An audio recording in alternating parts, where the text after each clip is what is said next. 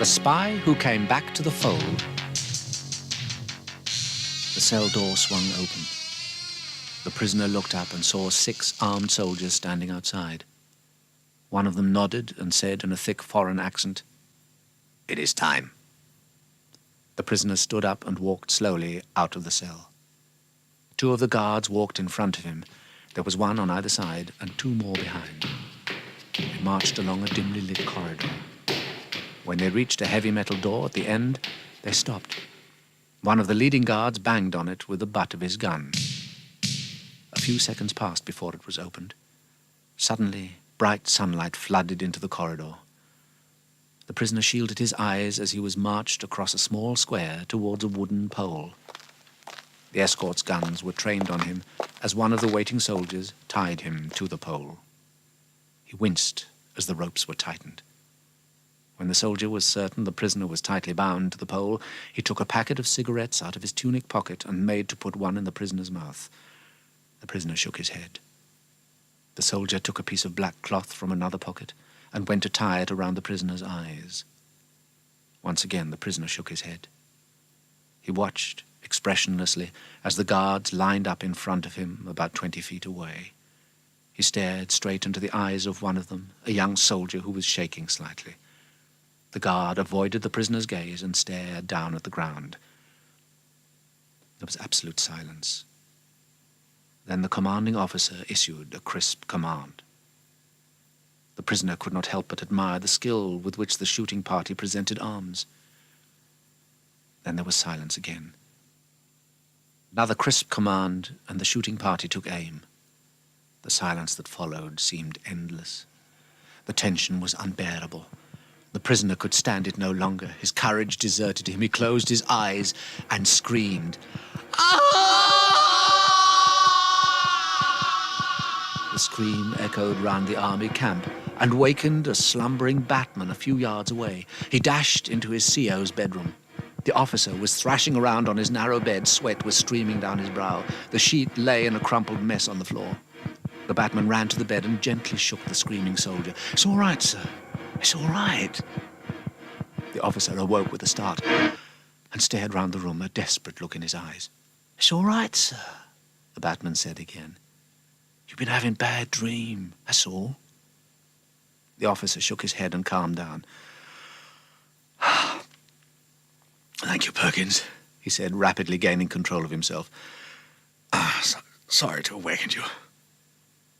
The batman left the room. The officer lay back on his bed and stared at the ceiling, recalling with horror the mission that had so nearly ended in his death. He didn't know it, but it had all started in a sunlit London park some weeks before. It was one of those early spring days when the sun was shining warmly. Control had been at a meeting in London's Whitehall and was making his way across St. James's Park. He glanced at his watch and saw that he had a few minutes to spare before his next appointment. He noticed 2 empty deck chairs back to back, some distance from the others, and made for one of them. He basked for a few moments in the warm sunshine and then tutted irritably to himself when he heard someone sit down in the chair behind. "Don't look round," a soft voice said. Control sat bolt upright. "What the—" "I was going to contact you this morning at, I remembered you were with the PM." "Who are you?" asked Control. The man whispered 2 code words only known to the handful of people who were aware of the existence of the secret army, and then continued, "Remember Corbett, the satellite scientist who defected a few years ago?" Control grunted. "Well, we want him back. And we want him back as quickly as possible." "And where do my men come into this?" asked Control. "According to our agents, he has adapted to his new life over there very happily indeed," said the man in the other deck chair. "And there's no way he'd come back willingly. And as HM government can't be seen to be involved in getting him out, it's it's up to you, isn't it?" Control heard the man get out of the chair. A few moments later, he looked round, but there was no one to be seen. That evening, In an army camp in the north of England, a mess dinner was in full swing. One of the officers was just about to attack an enormous steak when he felt a tap on his shoulder. He looked round. A batman bent down and whispered a few words in his ear. The officer nodded, said something to the general sitting on his right, and left the table. At almost precisely the same time, a phone rang in a flat in Oxford. The man who answered was a lecturer in Eastern European languages. He listened to his instructions, and before half an hour had passed, he was in his car, heading south. The soldier and the lecturer arrived at the secret army heliport within a few minutes of each other and headed for the briefing room where they met two other secret army operatives. They sat around a table and listened to Control's taped instructions. Several years ago, one of our top satellite researchers defected to the other side. There was a great deal of fuss about it at the time, questions in the House and all that sort of thing. Very embarrassing for the government. But we now know that he has all the latest gen on the other side's satellite research, and he must be brought back. You will fly to Luchau and cross the border near Domitz. Your target is an island in Miditsee. How you get there and how you spring your man is up to you. Now I know why I'm here, said the Oxford lecturer. Why is that, Lingo? Asked one of the others. Well, the people in that area speak a dialect that's unrelated to any other European language. It sounds like a cross between Finnish, Xhosa, and Walloon. Can you speak it? Zwijwist. Meaning? Of course. The flight to Luchau took less than 2 hours in the super-fast secret army supplies jet. Dawn was just breaking when the plane landed in the middle of a large tract of Middle European heathland. What are you going to do till we get back? Lingo asked the pilot. I think I'll head up to Hamburg for a couple of days R&R, he grinned. I'll be back here at midnight 2 days from now. If there's no sign of you, I'll come back same time every night for a week, and then, well, I guess if you're not back by then, you won't be coming back at all. Thanks a lot, said Prowler, one of the 4 secret army soldiers. The border's about 2 hours from here, said Lingo. Best lie low for the rest of the day and aim to set off at dusk. They found an old barn nearby where they spent the time until dusk, poring over a large-scale map of the area. There's Domitz, said Clipper, the 4th member of the team. Miditsee is about 80 miles northeast. What's the plan? Well, we've got local ID cards, said Lingo, but no passports. We'll have to cut through the border wires. As soon as we're on the other side, we'll change into the gear HQ organised. It's in our backpacks.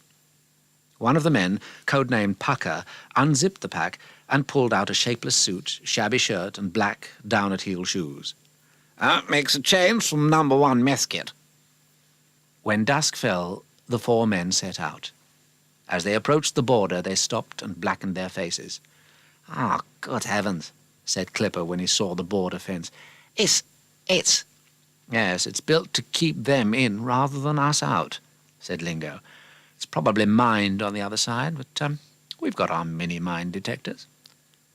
The 4 men lay flat on their stomachs and snaked their way up to the wire.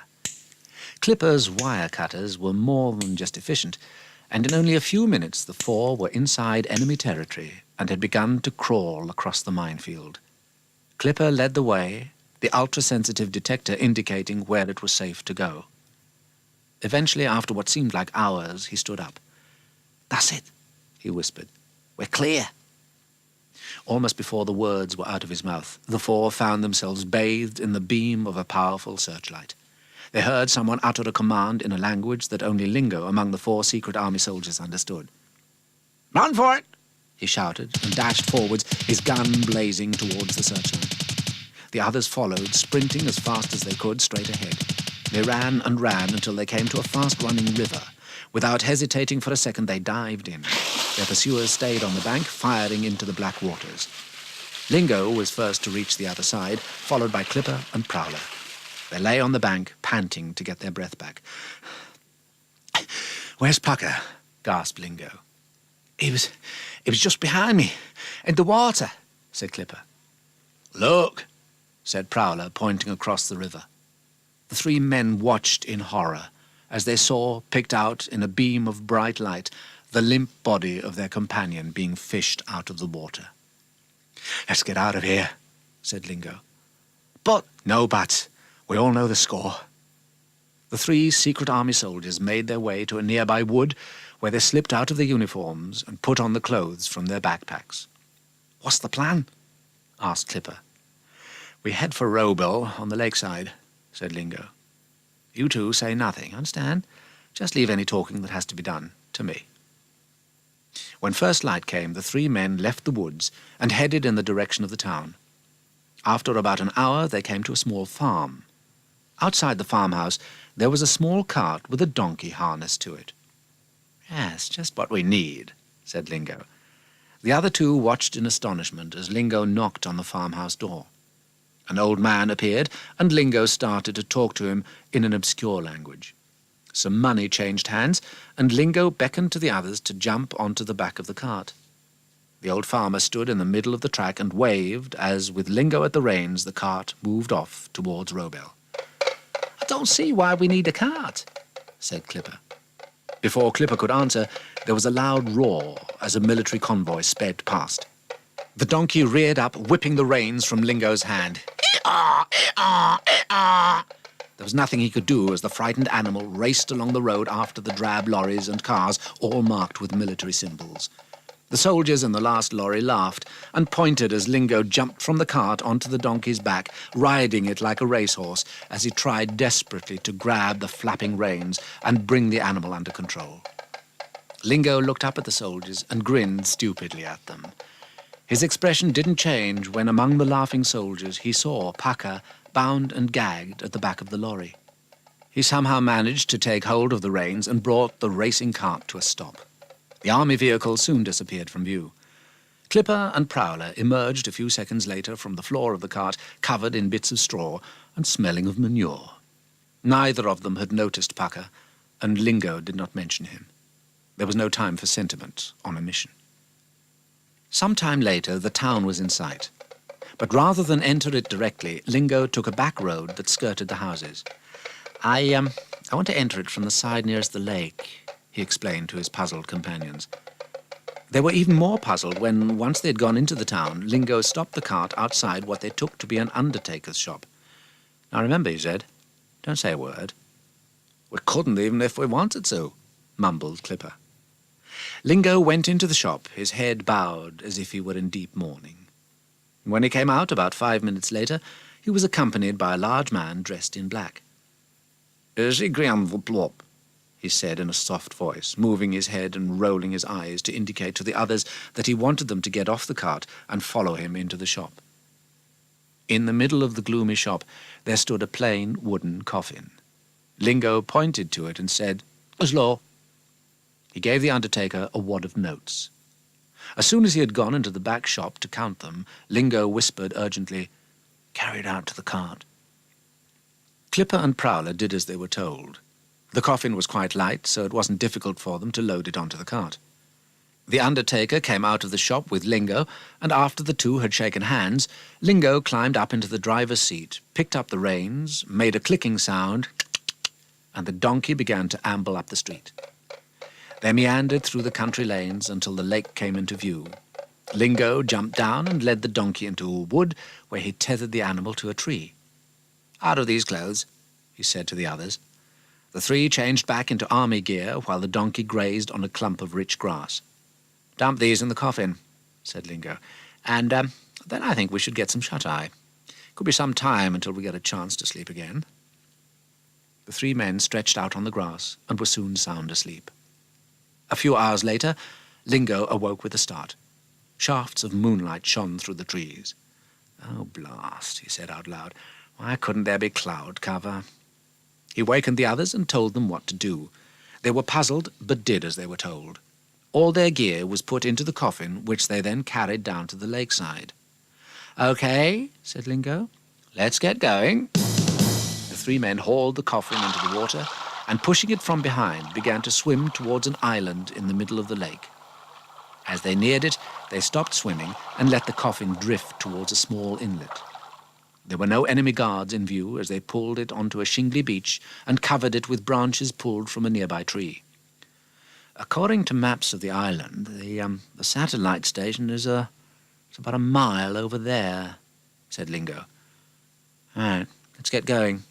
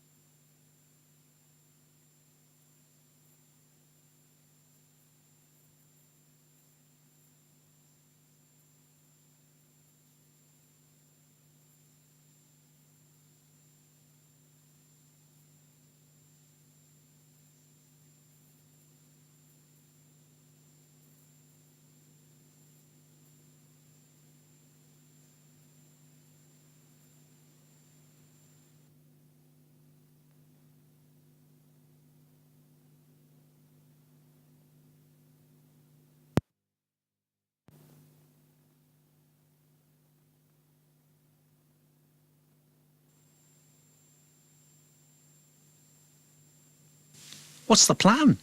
Asked Clipper. Oh, it's quite simple, said Lingo. We knock out everyone on the island. Oh, easier said than done, said Prowler. Lingo grinned. Not with this, he said, holding up a small package. What's that? Oh, something to send everyone on the island to sleep. All we've got to do is find the water tank, drop this into it, and wait until everyone's had a drink. For how long? Asked Clipper. Or everyone has breakfast at the same time at 7 o'clock.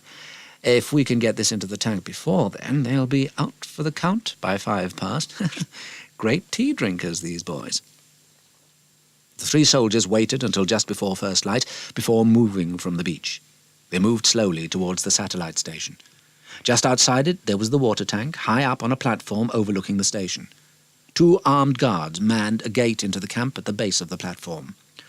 There's no way we can get up there without being seen, said Prowler. Let's get as close to it as we can, said Lingo. The 3 lay flat on the ground and crawled on their stomachs towards the water tower. When they were a few feet from the guards, Prowler and Clipper stood up and sprinted towards the guards, who didn't even have time to raise their guns before 2 well-aimed karate blows from Clipper and Prowler sent them off to Never Never Land. Quick, said Lingo. Prowler, you and I'll get into their uniforms before we're spotted. Clipper, get up that ladder and pour this into the water tank, he added, throwing the packet of knockout liquid to the soldier. Lingo and Prowler ripped the tunics off the unconscious guards while Clipper clambered up the ladder to the water tank. But before he got to the top, he stopped and jumped down to the ground. What the? Yelled Lingo. It's Pucker, shouted Clipper. It's just been marched into a yard beyond that building. He's about to be shot. It's too late, snapped Lingo. Our mission is more important. Not so me, mate, hollered Clipper. And before anyone could stop him, he was through the gate and charging through the compound, his gun blazing. Lingo and Prowler had no alternative but to race after him, unable to fire in case they caught Clipper with a stray bullet. The astonished firing squad spun round. The 3 Secret Army servicemen raced for the cover of a row of dustbins and crouched down behind them. Bullets flew all around the building. Where a few moments before there had been order, there was now chaos. Lingo, Prowler and Clipper were all expert marksmen. Not a bullet was wasted as the enemy guards raced for the cover of nearby buildings where the Secret Army's bullets kept them pinned down. Get ready to run, Parker, shouted Lingo as an amazingly accurately fired bullet shattered the post to which he was tied. The startled officer, who a few seconds before had been facing certain death, sprinted towards an open door and threw himself into the passage he had so recently been marched along to face the firing squad. When Lingo saw that Pucker was safely out of the way, he unclipped a stun grenade from his belt, pulled out the pin and lobbed it into the middle of the square. Prowler and Clipper did the same. There were 3 loud explosions, dust rose everywhere, and then there was silence. Lingo, Prowler and Clipper ran to the door through which Pucker had thrown himself. They quickly released him from the piece of wood to which his hands were still tied. No time for explanations, said Lingo. How many other soldiers are there? Oh, none, said an ashen-faced Pucker. There's no way they expected any sort of attack here, so the station's lightly guarded. What about the scientists? Asked Lingo. Oh, they started 5 in an underground lab. There's no way they'll have heard anything. All right, lead the way, ordered Lingo. The four men made their way along winding corridors until they came to a steel door. "You and I'll go in," said Lingo to Prowler. "We're in enemy uniform, so no one will suspect anything. At least, hopefully, no one will suspect anything. You two find all the other entrances to this place and lock them." They opened the door and looked inside. There was an astonishing array of computer screens. At each one sat a white-coated scientist. "Which one's our man?" asked Prowler. "God knows," said Lingo. "Well, here goes." He marched briskly along a steel walkway until he was standing high above the center of the laboratory. "The English, he called. One of the men stood up and moved towards one of the exits to the laboratory. "English, report proof. The man stopped and turned and made his way towards a flight of steps that led to the door where Prowler stood. The two secret army agents were waiting for him at the top. He took one look at them and immediately realized that their faces were not those of the guards they pretended to be. A look of panic spread across his face as he turned to run down the stairs, but he found his way blocked by an alert Prowler. "Ah!" he cried and kicked out, landing the side of his foot on Prowler's knee. The startled soldier fell backwards, tumbling down the stairs into the laboratory, where he was immediately pounced upon by several technicians. Lingo flew forwards and grabbed the fleeing scientist by the tail of his long white coat. As they fell to the floor, Lingo somehow managed to pull a syringe out of one of his pockets and stabbed it into the scientist's plump behind. His head jerked spontaneously, and then he lay quite still, just before the sound of machine gun fire rang round the laboratory. "Sorry about this," boomed a voice from the other side of the lab. "but it seems I was wrong when I said there were no other guards on the island." Lingo looked across the lab to the other side of the walkway. Pucker appeared to have rounded up half a dozen enemy soldiers and was forcing them down into the lab while Clipper sprayed the place with machine gun fire to discourage any of the scientists from trying to help their compatriots. Bullets smashed into computer screens, sending razor-sharp fragments of glass zipping all over the place. When the last enemy guard had been dispatched below, Pucker and Clipper slammed the great iron door shut and locked it before racing across the walkway to join Lingo and Prowler, the machine gun blazing all the time. "Let's get out of here," he shouted when the two reached their comrades. Lingo and Prowler picked up the unconscious figure of the treacherous British scientist and between them hauled him to the door. "Just one more thing," cried Clipper before he joined the others in the corridor beyond. He aimed the gun up to the ceiling and pulled the trigger. Bullets smashed into every light in the lab, plunging it in total darkness. Pucker slammed the door behind him and dashed along the corridor to catch up with Lingo and the others. Prowler had the slumped figure of the scientist in a fireman's chairlift over his shoulder, but the soldier was so fit that the dead weight of the scientist didn't seem to hold him up at all. They dashed across the yard where Pucker had so nearly met his death a few minutes before. It was still littered with the unconscious bodies of the firing squad knocked out by the secret army stun grenade. Clipper noticed a large fishing net draped over one of the walls of the yarn. "Give us a hand, Pucker," he said. "We'll just make sure they don't move for a while after they come round." The two men pulled the net from the wall and threw it over the enemy guards.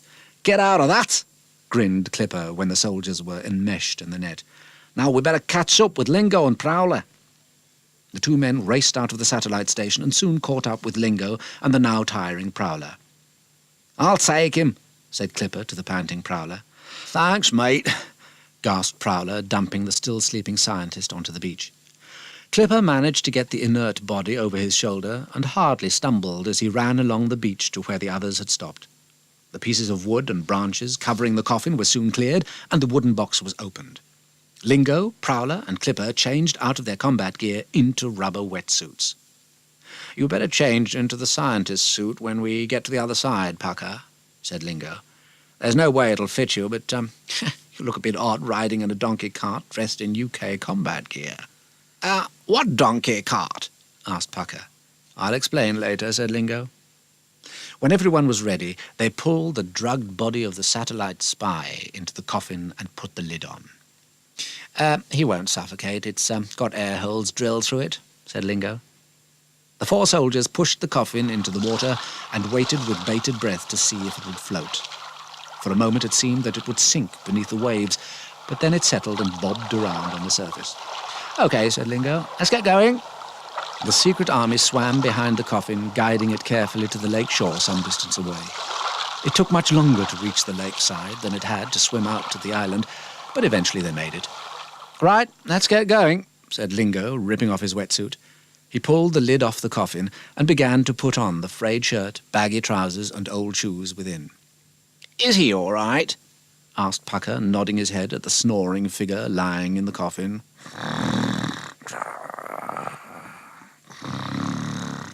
"Yes," said Lingo. "He's out for the count." When the men had all changed into their civvy clothes and were looking for all the world like local peasants dressed in their Sunday best, they carried the coffin towards the wood where the donkey was still grazing happily on the rich grass. The coffin was soon loaded onto the cart, and the four set off towards the border. Had the men not known the danger that could lie ahead, they might have enjoyed the drive through the countryside.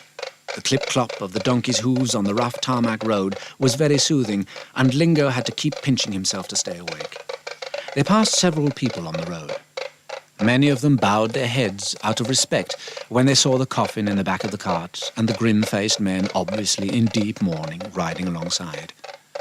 After a few hours, Lingo pulled on the reins and the donkey came to a halt.